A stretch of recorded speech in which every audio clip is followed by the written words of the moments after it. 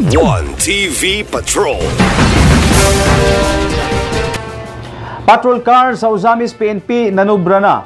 Bukas gihapon nga mudawat og tabang ang Asenso o ang Ozamis City Police Station gikan sa Ozamis Administration o bisan gikan kang Governor Henry Waminal o ni Congressman Ando Waminal.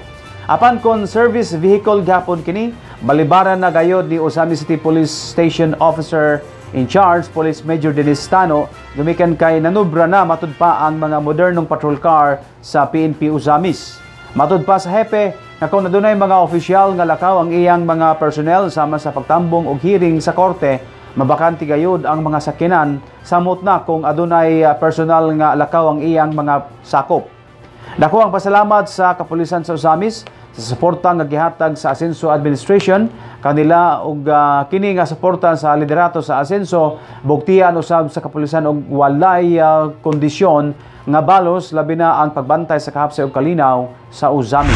Kabahin sa patrol car, dili na ko mga patrol car kay wala na ikasakay nga pulis gyud sa tinuod lang.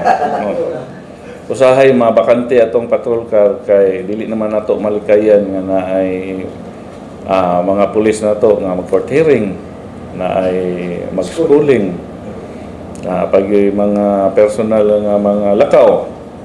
So naagi panahon nga ang patrol dili magamit bakante. So muna nga mobalibad sa ako ni Mayor nga ay sa kong tagaig patrol. Okay, kuan kanang wala na ginuy kasakay.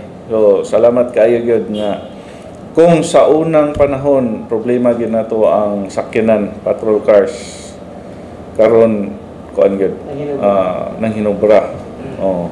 Igo gyud pud ba nga makasanong ta sa mga demand sa publiko. And then dako kay katabang po ng mga rescue vehicles sa barangay kay kanang paghatod sa pag-report, paghatod sa mga biktima maka-blatter dayon,